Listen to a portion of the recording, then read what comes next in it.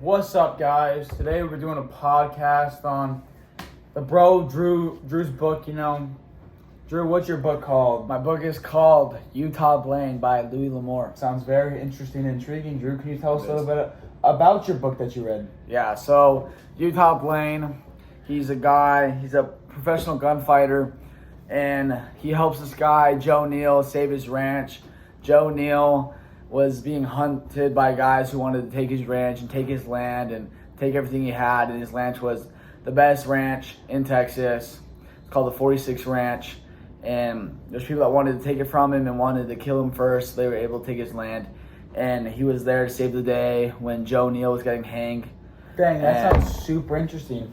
Who are the people who are trying to hang him, Drew? They were called the vigilantes. What does that mean? It's like a person who doesn't abide by the law. They just take the law into their own hands.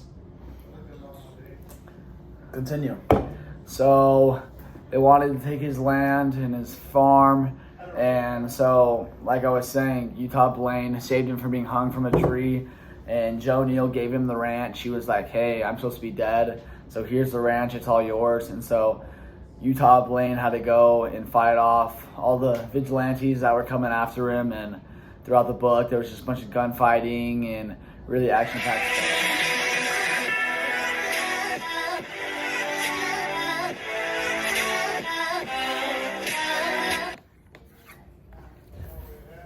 What's up, guys? Today we're back with Drew's podcast.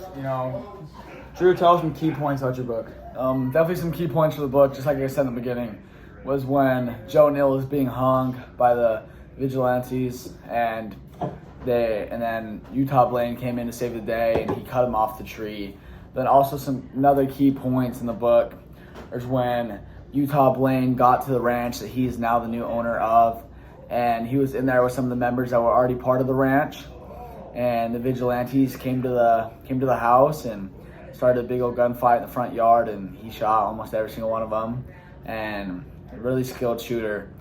And then another key point was when the vigilantes were, before the news was published that Utah Blaine is now the new owner of the ranch, the vigilantes wanted to go on the ranch and grab all 30,000 head of cattle. Wow.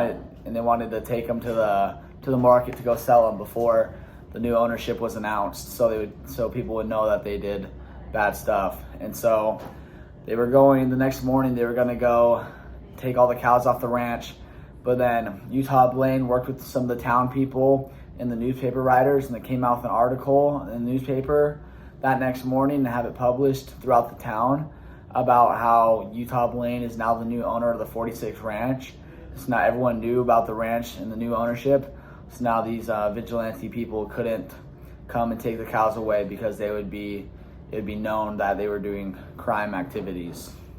Dang, dude, this sounds like a must-read book to me, dog. Definitely a must-read book.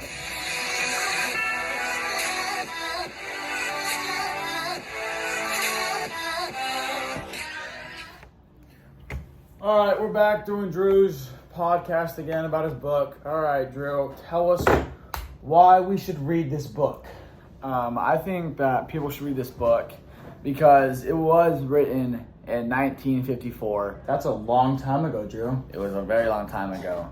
And so basically the writing style was actually pretty good. It was very direct and kind of different writing style than a lot of the books do today.